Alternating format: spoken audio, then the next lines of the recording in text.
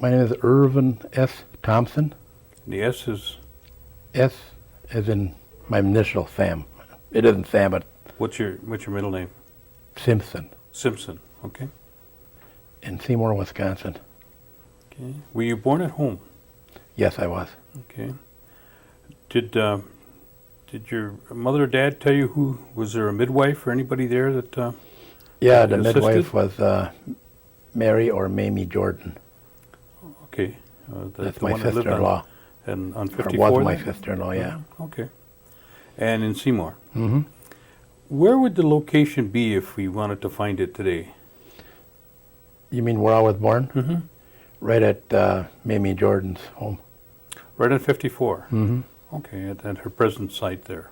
Well, she's dead now, but Yeah. it was her present site, yes. Okay, and that was the site of your parents' home? Mm-hmm. Okay. Now, give us the name of your parents and your mother's maiden name.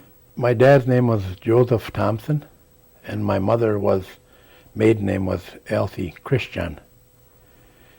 And when she married, her first marriage was with Ephraim Jordan. And he died like 14 years after I was born. She married Joe Thompson. I see. All right, give us the names of your brothers and sisters. We'll start from the top, and that's the oldest one, but I don't know their age. That's okay. Henry, Raymond, Matilda, Cynthia, Vernon, Emerson, Norbert, Vera, and me. Did I mention Matilda? Mm-hmm. Okay, that's it. Well, that's a big family. Hmm. Wow. And all in that little house, sir? No, the Hank, Henry, Cynthia, Matilda,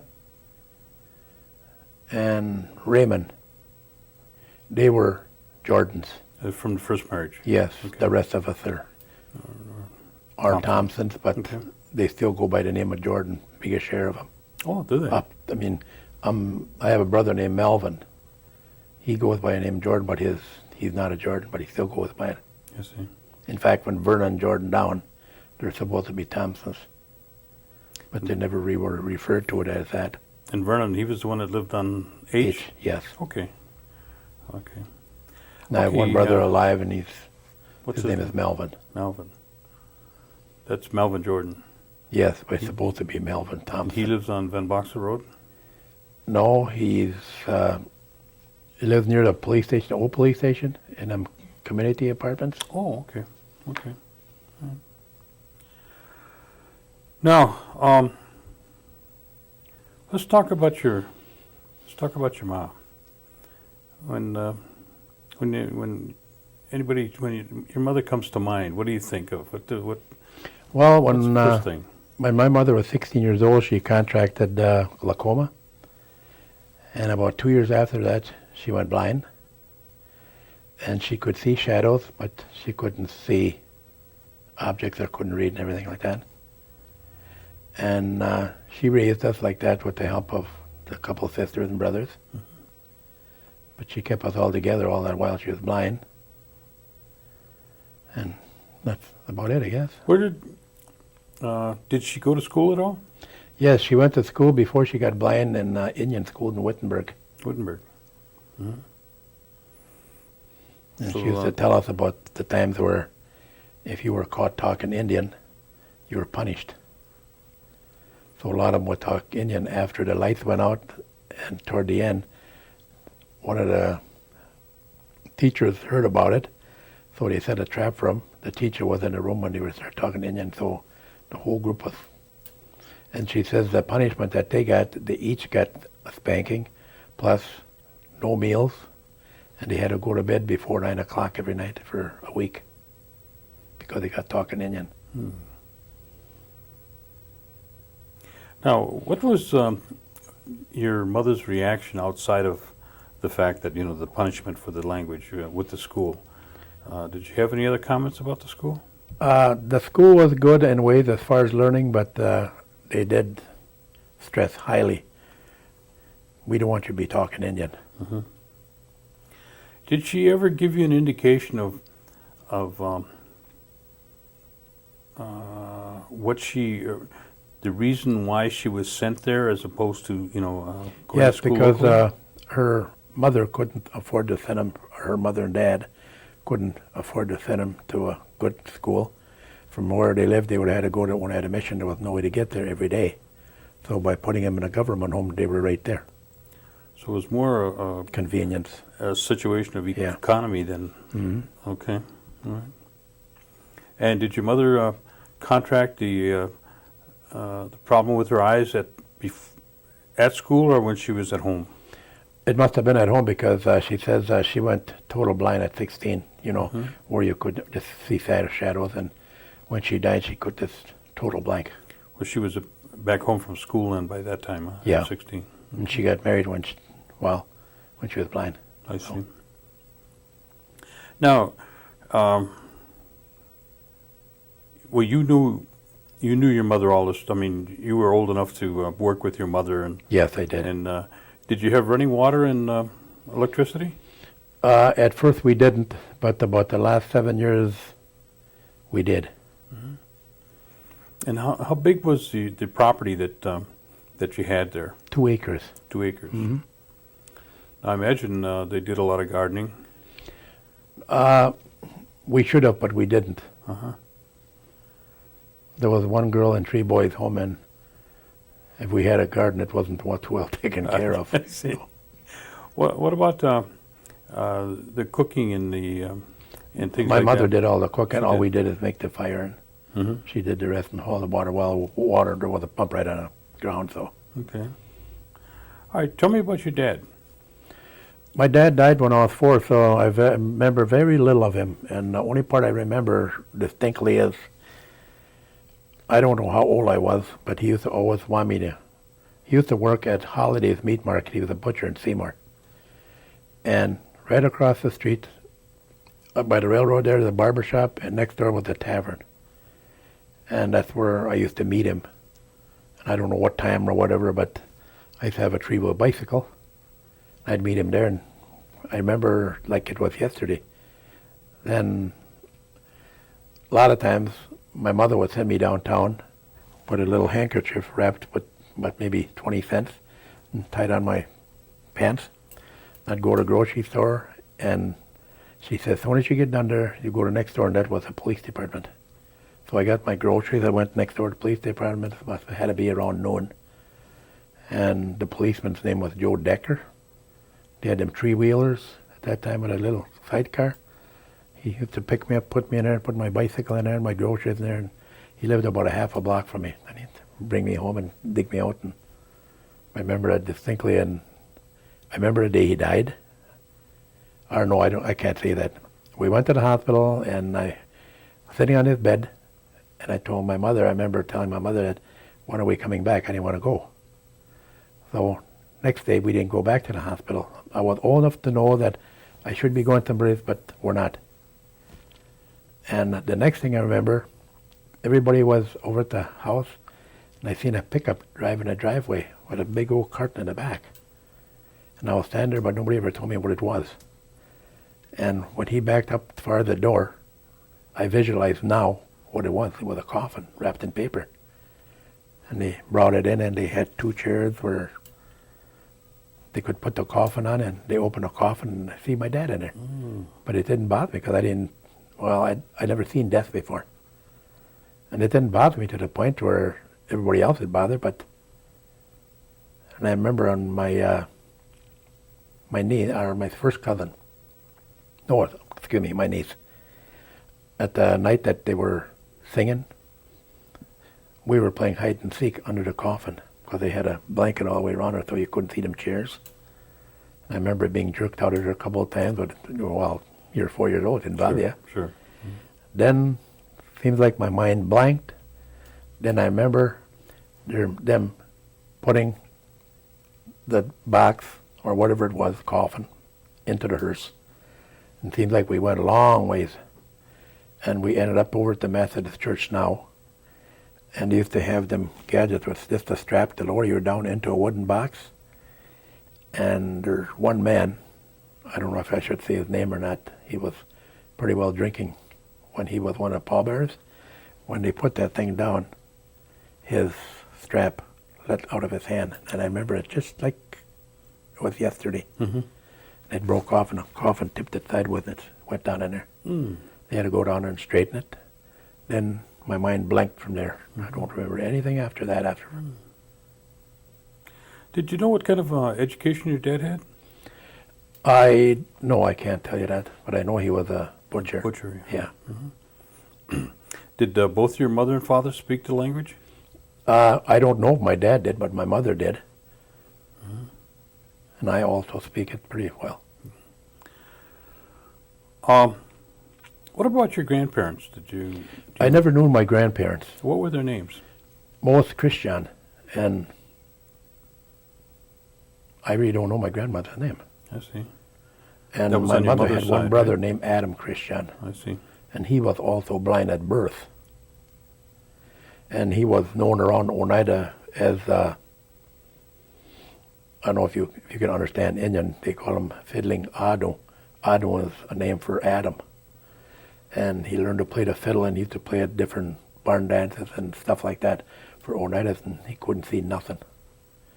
And they said he was a total alcoholic from the day that he could see until he died. In fact, he died violently.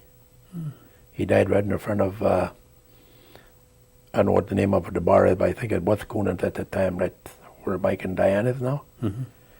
There's two pillars standing there. And that's where they used to tie their horse and buggies.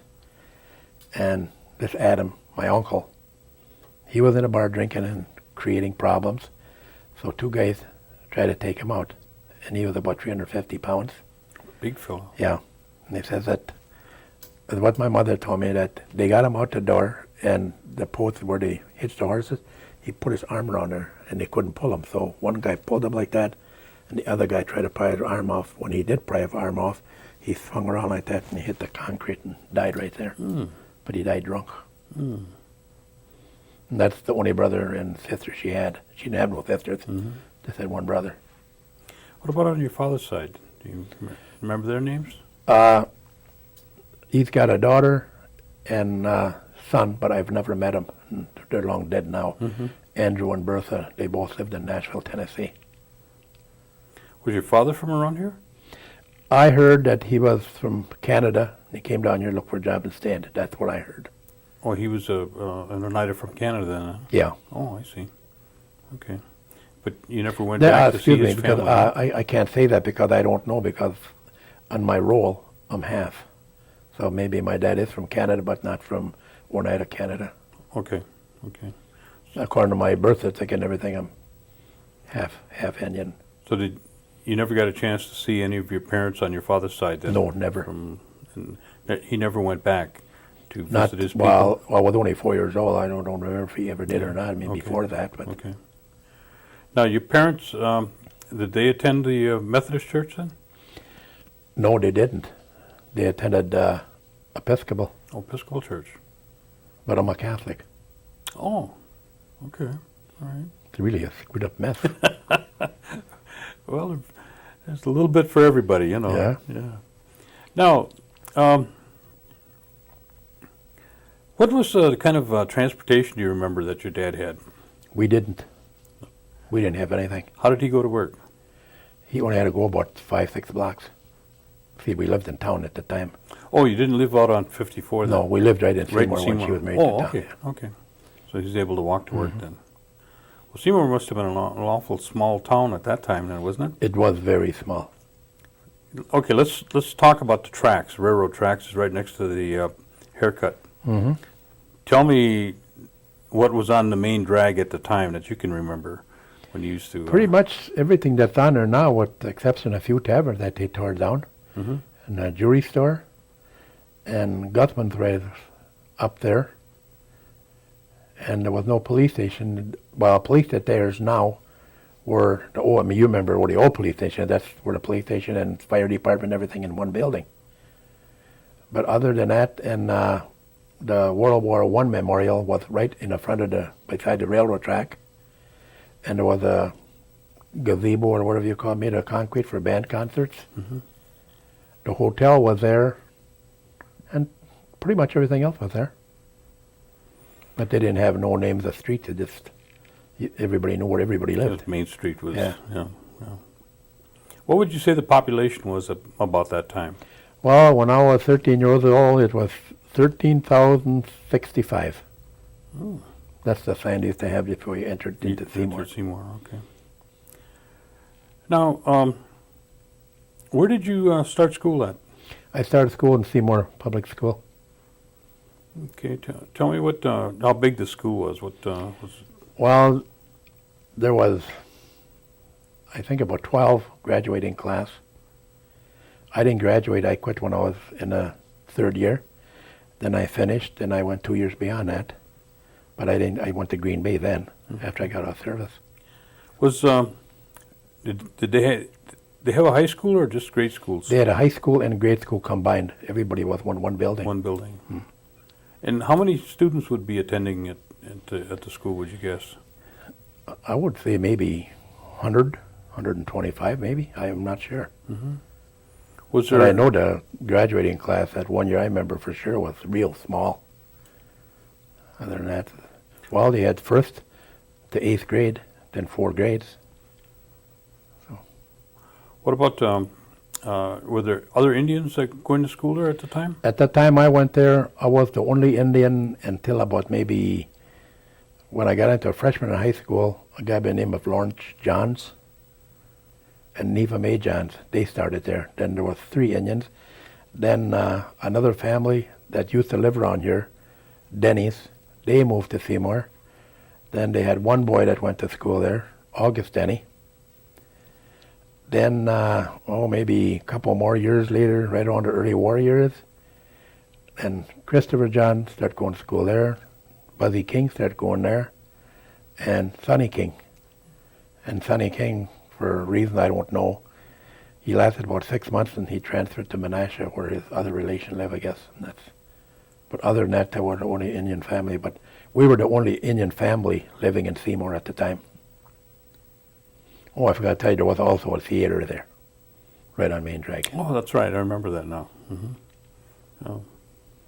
Popcorn was a nickel, and big bottle of pop was a dime. I suppose that's where you spend most of your Saturdays, huh? Well, no, the money was pretty hard. We used to have to go to the junkyard and collect bottles, like Clorox bottles and pop bottles. And if you collected 25 cents, you can go to the show for a dime, get yourself some popcorn, and you had a dime left over, you can go to the restaurant and get yourself a hamburger before you went home at a quarter.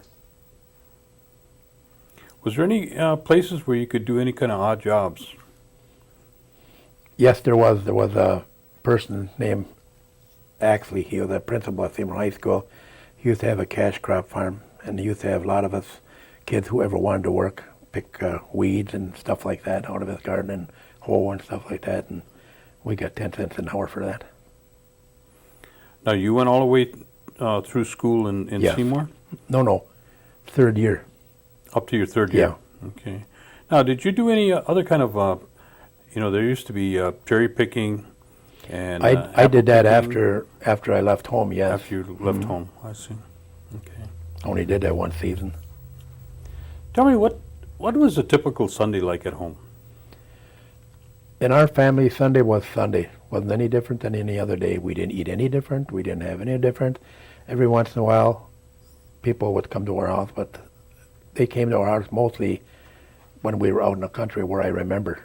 But as far as being in town when I was 4 or under, I don't remember anybody ever coming over or whatever. What age were you when you moved out to the country? I'd say about 9, around in that area. Oh, more like 7, because 7 years old I was able to start at Idlewild High School. I'm Idlewild School, right on the drive now, where it is. But I had to stay in Idlewild 2 years because I couldn't talk English. I could understand English, I could talk English, but I couldn't participate with the class. So I had to sit in for, I think it was close to a year before I got into the other classes with the other white kids, because most of them was that were at Idlewild were white. Then later on, the Tony Skenador, Philip Skenador, Irene Skenador, and Harriet, the 4 Skenadors. Then that was 5 of us that were Indian that went to Idlewild School. So you spoke the language all the way through then, huh? Mm-hmm. I see. After the first year, I didn't have no choice. In fact, it's kind of comical. I had two brothers to walk with to school. And they were about 12, 14. And they were so embarrassed because when a teacher asked me something, I'd answer in Indian, and I'd come home and I'd get pushed around, and I'd get home. Do we have to take him to school tomorrow? And they tell that I talk Indian at school. I want to talk to my brother. I talk Indian to him, and they were embarrassed to talk Indian. And they could talk Indian too. No. No? My brothers, yes, they could. Mm-hmm. Yeah. But the other kids, well, I suppose at that age you could be embarrassed if your little brother can't talk English. Yeah, I suppose. But I got along good with him. We used to play together and everything. I don't know how we did it, but seemed to understood what. Could communicate. Yeah. Yeah. Okay. Now, were there any activity? Well, let's go back to holidays then. What was Christmas like? Do you have a Christmas that you remember? Yes, and it was very sad. Okay. Well, Very sad. maybe you don't want to talk about it. I might as well told everybody else. Christmas, I always had the idea on the last day of school, during Christmas, we usually got out about the 15th of December. All the kids are saying they're going to get this, they're going to get that, they're going to get this for Christmas, and our 3 brothers never said nothing. And when it come to my asking what I said a whole bunch of things I was going to get, which I knew I wasn't going to. So we had a holiday. The night of the Christmas party, we all got candy and we got little gifts and stuff like that. Then, come Christmas, at that time, my sister told my mother, she says, he said he's going to hang up his sock.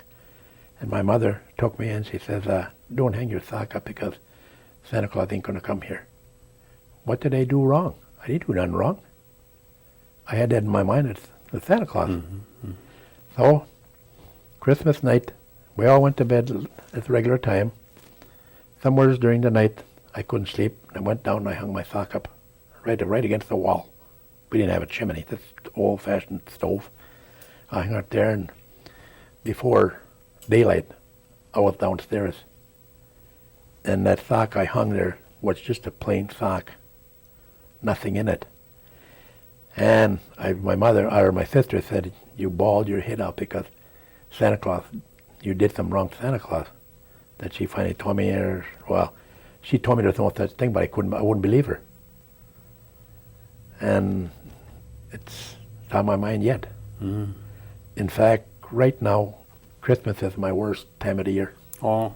Because I keep on thinking what could have been wasn't, and every now and then it rubs off on my feelings to the family, and the wife says, you can't expect the kids that's growing up to be that way now. She says, you had a bad Christmas, but don't let them know that you had a bad Christmas. But when there's a Christmas, I would just as soon stay home and don't visit nobody and lock the doors and stay in the house. But now we have 7 children, so one of them always invite us to Christmas and sit there, they're opening packages, happy as heck, and what are you so mad at? It ain't mad, it's just, I don't know what you'd call it, it's a bad memory that's hard to forget. Mm-hmm. What about Huyan? Huyan we did, but there was only one people we could go to, and them were the Archduke's. They were only there, lived about a half a mile from us. Mm-hmm. Otherwise, we would have had to go way to Oneida. Mm-hmm. Did they ever tell you what that Huyan was about? Mm-hmm. Yeah. Tell me what that's about. Happy New Year, and wish everybody a Happy New Year, and it's time for helping people and gifts and everything like that. We never got a gift, mostly got pies, and we lived about a half mile from Archduke's, and by the time I get home, pie was something to pass. What about any other holidays during the year, like Easter, 4th of July? Was that? 4th of July, my mother used to hire a car, and we used to go to, at that time it was, what's the name of the tavern in Oneida? Where White Eagles, or across the street from White Eagles. What was the name of it? Firms Bar. They used to have a ball game in the backyard. and they had a little picnic for like little horseback rides and stuff like that. Then in the evening they had a dance. That's for 4th of July. Then for Easter, when we lived out in the country, there used to be an awful lot of elders that used to come. Well, to me it seemed like a lot. And they had a tradition, see who can eat the most eggs, boiled, fried, or scrambled. And that was one time, to me, is the best time of all the holidays, because then I can eat all I want without getting a little piece of that, and when that's gone, I couldn't get any more. Because I remember when I used to go to grade school, they used to get one peanut butter jar about yay high, and we had 3 of us boys had to take that for lunch, 5 days a week. And you come home at night, you couldn't have any because that's got to last you. But on Easter is the day that you could eat until you're sick, and which I usually did. Oh, that was a good day then. Yes, it was a good day. Good day, yeah. Okay. Okay, and you said you went, one year you went cherry picking, but that was after you Yeah, you left home I and was come about 17, no, 19, yeah, around 18, right around that back? area. I see. And what did that consist of? There was a truck in Oneida, right, in front of Morgan's store. And anybody that wanted to go cherry picking, they took you to one certain farm in Sturgeon Bay, or orchard, dropped you off, and you signed your name, and you start picking cherries, and they had a little grocery store there where you can buy your food and everything. And there was 4 of us guys, the oldest one, I think, was about 19, and I was about 15, well, between 15 and 17, because I went to service at 18, so other than that, it was just... How long would you stay up there? We were only there 1 year. We were there, what considered apple season would be about September. From what So time? we were there from July, August, maybe 2 months, I see. 7 weeks, whatever. And who were the other fellows that you were with? Do you remember? Yeah, Alfred John, he's deceased, and Walter Wiesel from Kashina, me and my brother. Okay. And then there was usually a whole bunch of other people that were... Oh, yes, quite a few Oneidas, but I don't remember just who they were. We all had two trucks full. How'd you do in terms of picking? Not good. No? You fool around too much? Well, we used to make enough money so we can hire somebody to take us to the beach. And that's where our cherry picking was done. And when the owners of the orchard found out that we were at the beach instead of doing our work, they gave us a couple of warnings. We came back up there one afternoon coming from the beach. The door of our cabin was locked. Our clothes were in there. We went up to the grocery store where they keep track of us. They said the 4 of us owed like $40 or something like that we went over, and we couldn't pay for it, so they kept our clothes and told you to get off the... So you're all done? All done. Gordon, let's change names here. Let's go back to school again. What other kind of activities would you become involved in during that time frame when you were going to school? Were there any baseball games or? When I was a freshman in high school, I made the football team and the basketball because that's all we had. And I must have been about 139, 140 pounds, 5 feet 8.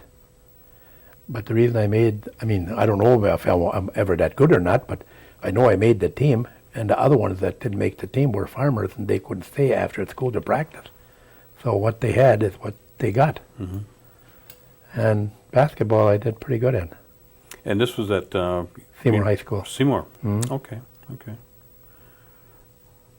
And you were living out on 54 at that time then? No, we were living in you town. You were still in town. Okay. All right. Yeah, I was born in town. We went out in the country, then we moved back. Oh, you moved back again to Seymour. Okay. Now, were there anything else? Kind of like dances or? Yeah, there was school dances. Yeah.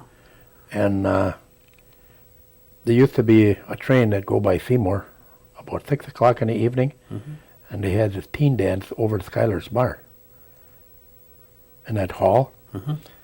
So there used to be that's when Adam Denny's rolled into town or stayed in town. there was me and Augie and one of my brothers. We used to go by that water, where the train gets water.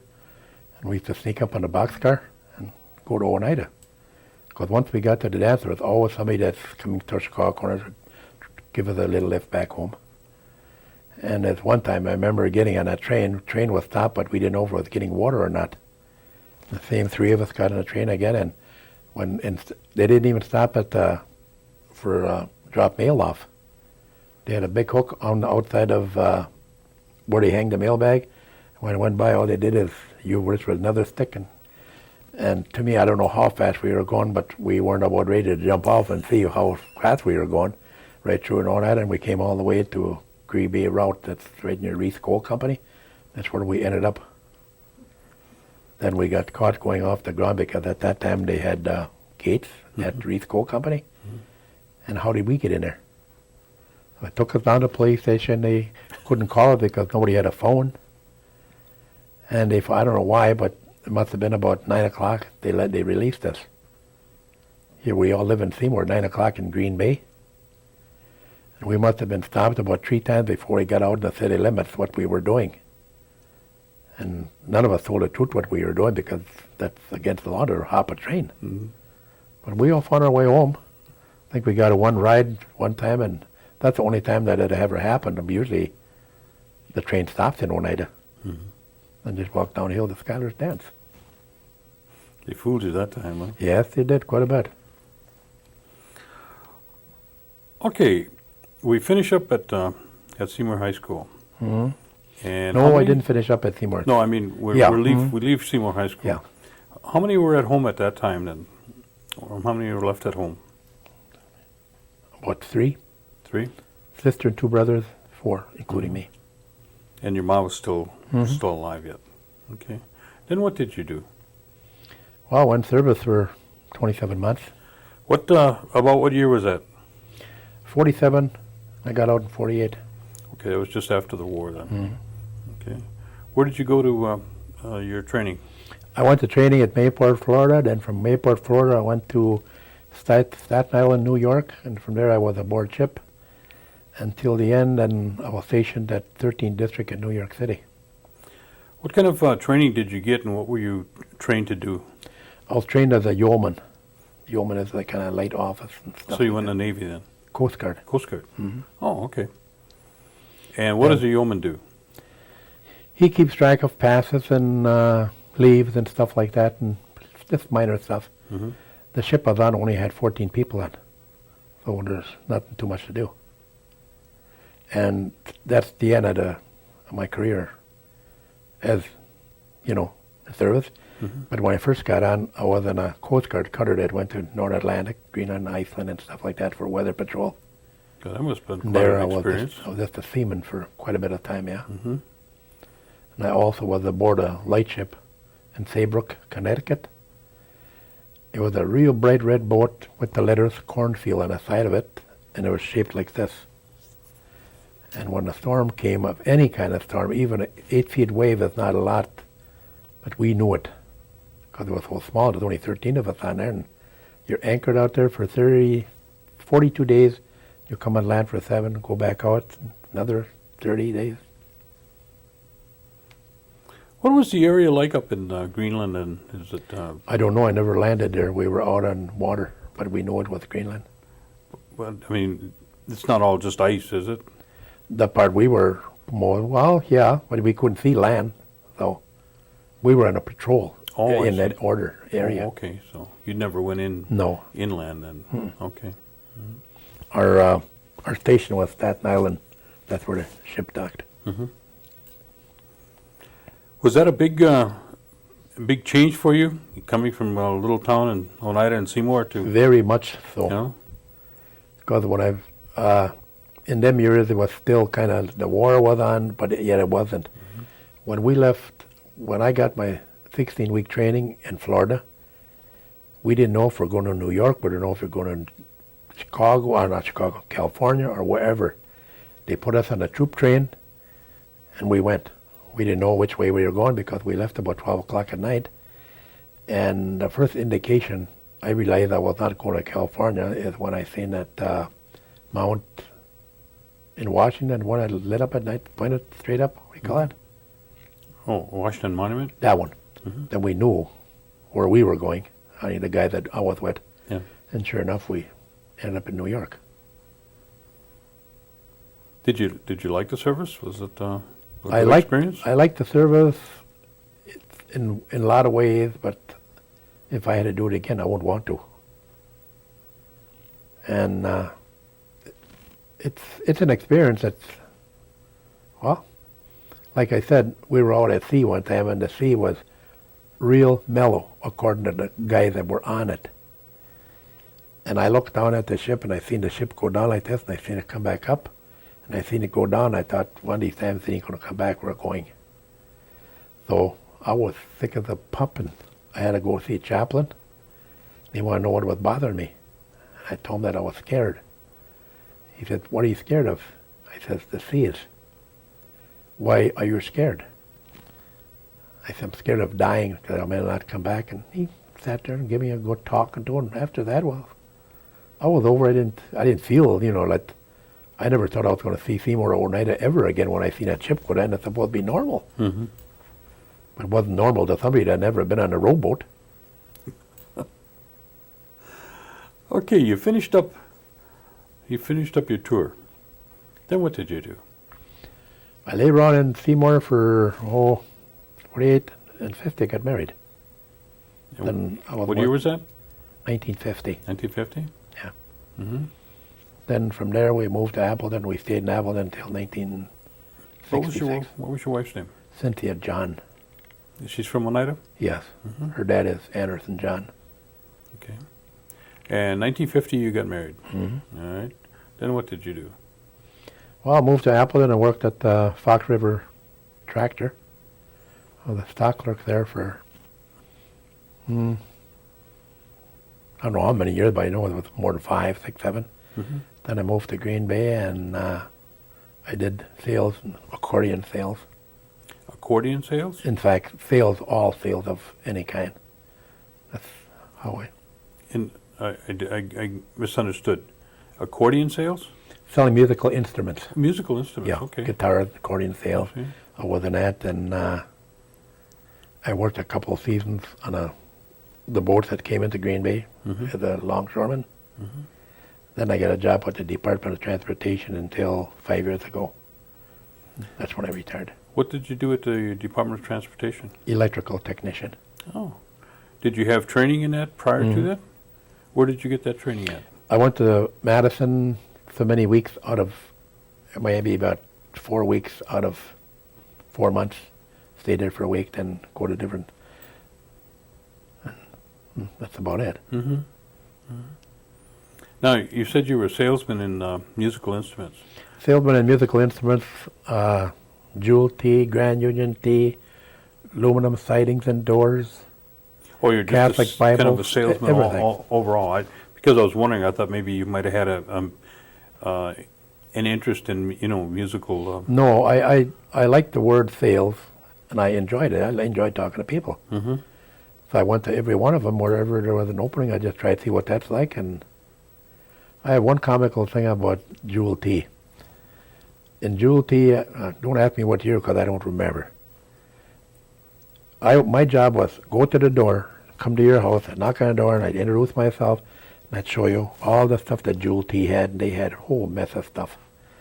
And if you sign up for $3, you can get a flat iron, a weight, scale, or ironing board, or something like that.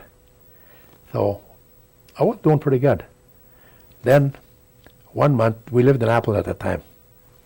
1 month, I was about a week and a half, 2 weeks behind on my sales, and I only had about 4 days to go. And they had a policy with Grand Union: you do not sell to coloreds, Indians, or Mexicans. That's out. Wow. So, what did I do? I came to Oneida, stopped at Schuyler's for a few.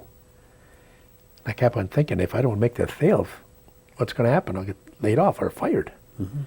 So I went to Thorpe Avenue, and I seen a lady by the name of Mrs. Summers. Jimmy Summers' grandma, if you know Jimmy Summers. And knocked on the door, and she invited me in, and she started talking Indian right away. I could understand Indian, so I started talking back, and pretty soon we had coffee and cake she made, and I told her, she took a flat iron, not a flat iron, ironing board, with cover and everything. And I went to a couple other places. She told me where to go. Every one of them, for every $3 I sold, I made 10. Because when they come back, Rothman comes back, he'll sell it to them. This is about maybe close to a month later. I was called into the office, the Grand Union office in Green Bay. He said, Mr. Thompson, he says, I don't know what you're pulling. I didn't know what he's talking about. He says, remember when you took the job, you signed a form that you accept the job with our policy, not yours? I didn't know I had a policy. Well, you made one up. No Indians, Mexicans, and coloreds. And the route man showed me right there on paper. He called on he called on 3 families that couldn't understand English. They said, we'll leave it go this time, but next time you pull that again, you're going to have to pay for that $10 that you were already paid at $30 for 3 people. And some people I went to another one. I gave her, I forget what it was, but I gave her and I paid the $3 out of my own pocket so I could make 10. And he says, all we had to do was go there, and now we can't get that stuff that you gave away. So they were out. Plus, I even gave them a box of the ones I knew real, the Indians, I gave them a box of graham crackers just for letting them in the house. But that was the oddest thing I've ever seen where, they told you right before you even go out on the road. No Indians, Mexicans, and coloreds. And yet, they knew you were an Indian. Yes. And they allowed you to sell. Right. But you couldn't sell to your own people. Right. Then another thing, I used to sell Catholic Bibles from the Chicago Press Bible sales. I was the only Catholic on that crew. There was about 4 of them Jewish and a couple of them that weren't anything. And that was a very interesting job. We were about a block, we didn't know at the time, but we were about 2 blocks from the seminary in Marinette. And the sales manager used to tell us, wear black ties. If you got a suit coat, wear black, everything black. So when they were training us, we knocked on the door, and the manager told him what he was. And, she says, are you fathers? I wasn't at the time, but he was. He had 2 kids. And I'm sure she didn't mean fathers. Yeah, she says, the seminary is just about 2 blocks from here. And like a little red light went in his head, and boy, he more or less told her that we were fathers from the church or training for fathers. And she wanted to know what we were doing there. We're selling Catholic Bibles. And showed him the Bible, and beautiful Bible. She says, how much are they? $3, $5, $15, or $31, or $39.95. Whichever them plans you can. If you get it on 2 payments, you get it right away, and if you get it to pay cash, you get it right away. But if you pay them $3 and $7, then at the end of the month, whenever you can pay it, they'll send you the Bible. And that was about the kinkiest thing I've ever sold in my life. At night, after we were done with our route or wherever we had to go, we all gathered in the manager's room in a hotel. And he used to have papers from the town there. And I got about maybe 5 names. Somebody else got 5 names of the people that are dead. But you memorize the name of the person that died, where they lived, what funeral home they went to, how many children they, where he worked, and everything.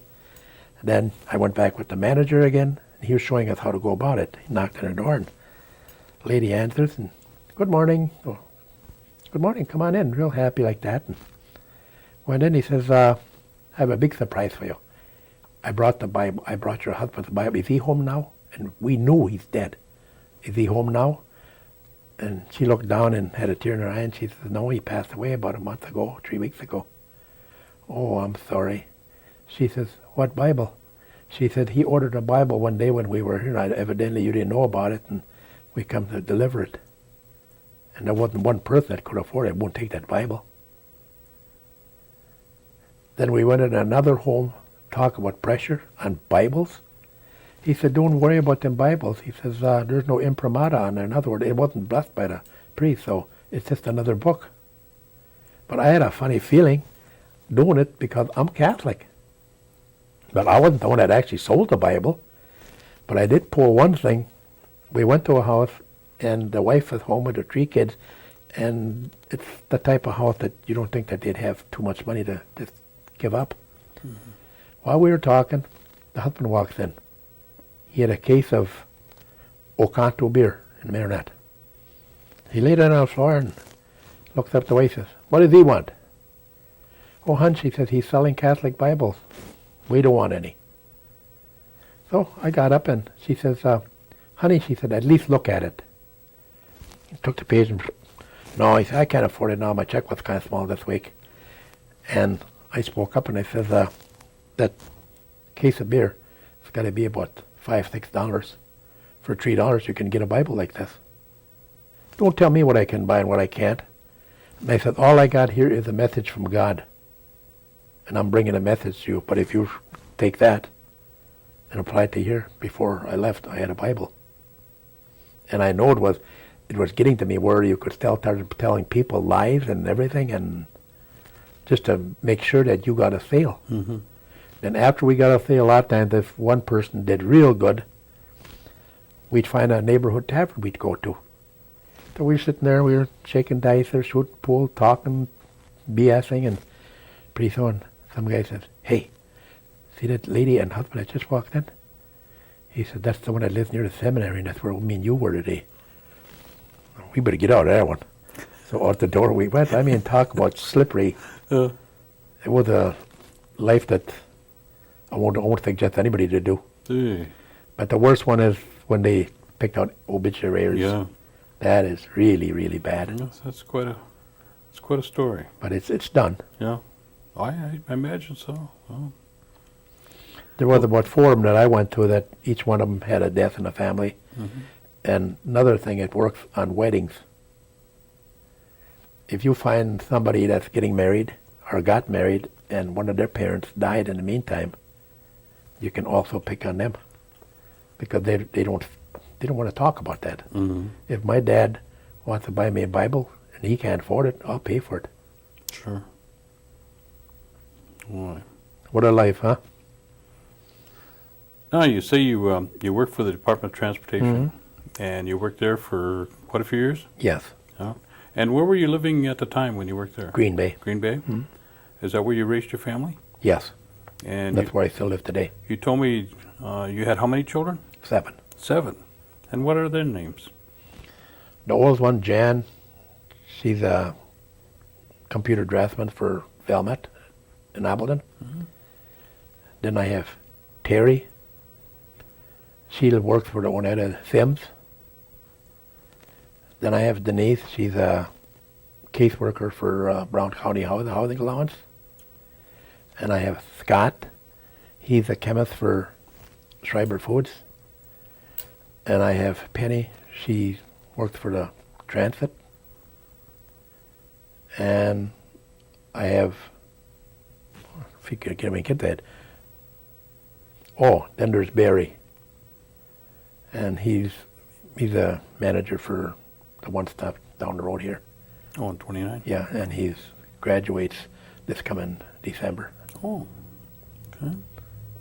Was that 7? Seems like I missed somebody. One more? 5 girls. There's Jan. Terry. Oh, I got a daughter named Sherry. She works at Fort Howard Paper Mill. Her husband owns a trucking company. Mm-hmm. Yeah, that's the youngest daughter. Now, during the course of your years, have you been involved at all in the tribal operations? Not really, no. Were you involved in any other kind of operations within the tribe, like the singers or the? No, never was. The baseball teams or anything like that? No. And as of late, since you retired, have you become involved in some of the things going on here? Quite a bit, yes. What are those functions that you're involved with? Well, first thing, I volunteer my own time and my gas and car to deliver food for elders. Mm-hmm. And I work for the compliance division under Lloyd Paulus. Okay. And my job there is to see that elders get jobs, and if there's any homes that elders can get that was repaired fraudulently, I go over there. My job is to take pictures and show them what the problem is so it can get corrected. And I've been doing, according to my super over there, I've been doing pretty good on that, because a lot of people don't want to see pictures. You can say they did good, but they didn't. Mm-hmm. But there's a lot of work that's being done that's not up to par, a lot of it. Then I call different divisions at all times and see if they got any openings for elder people on a part-time basis only. And where the job requires, well, after you're 55, they don't have to put their education on there or their age. And there's about 10 of them that got the jobs when I first started. They're working over at new casino. They're separating bingo cards and papers and stuff like that, and grinding up papers, and they're downstairs giving out gifts and little things when there's specials like that. Mm-hmm. And if there's any jobs, like I go to a department of, in fact I go to every department, see if they ever needed any elders, and I find out what kind of job the elders did before they want a job. So if they're clerical or factory or bakery or whatever it is. And I also got about 4 jobs. I think it's your sister's Winnie, isn't it? Mm-hmm. Yeah. And she told me one day that if you could find somebody, they don't have to be Indian. So I brought a few people over there to work for her. And, With the bakery? yeah. Mm-hmm. And that's pretty much what my job is with the tribe. You're probably busier now than you were when you went to work. I mean, A lot when of you were times working full I am. time. And I also belong to the Orca board when I had a Nation Commission on Aging. Okay. And I'm on an apprentice board. And I'm also a member of the Constitution Review Committee. Oh.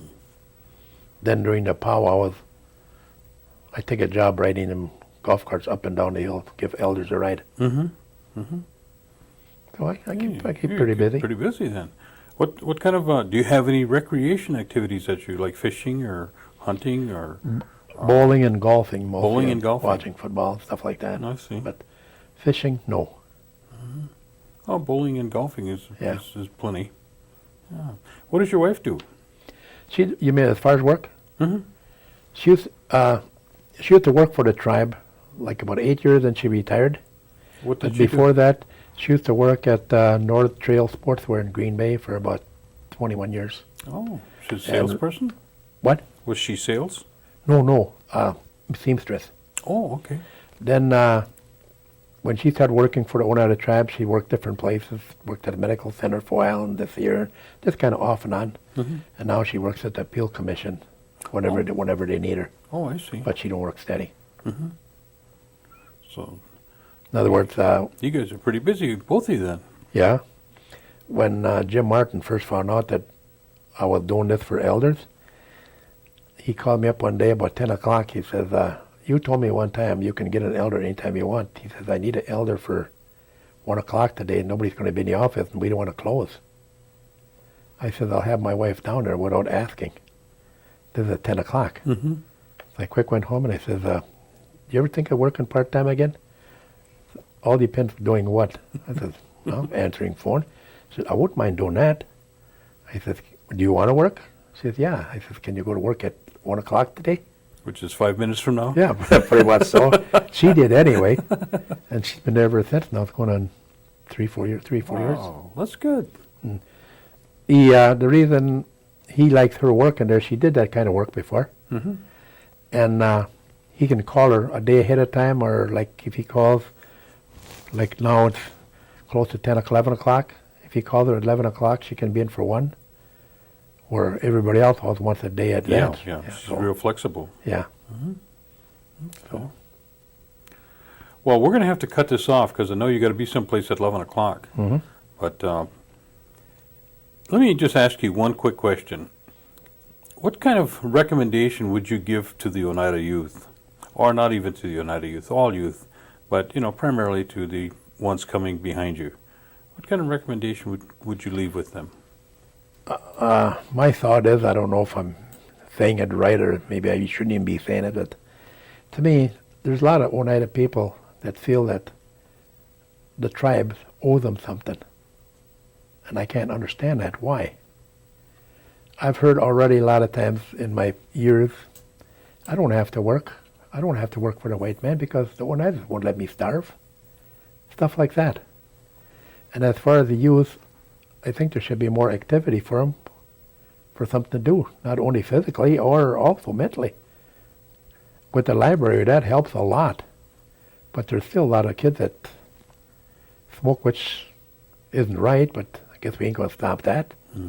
And drinking. But overall, I think Oneidas are doing good, and every now and then I go to a meeting, I hear a person complaining, I didn't get a garage. And I spoke up. I said, when I was 20 years old, a garage was like a fixture. It was a privilege. But now you got homes, you got everything, but now you want a garage, which you never had before. I had to haul wood to keep us warm and to keep my mother cooking for us. They don't believe that. I had to walk from Idlewild, from where Mamie Jordan lives, to Idlewild School every day, rain or shine or snow or what. Now they catch a bus, or either they got high-powered cars. I think they should really look back and look at their ancestors and go from there. Okay. Because not everybody was born with a gold spoon in their mouth. But I hear that so many times. Well, they owe us this. If I don't like the job, I can quit. They'll give me another one. Stuff like that. Mm-hmm. And I hear it every day. Yeah. Okay. Oh. Well, we want to thank you for participating. You're more than welcome. Okay, good.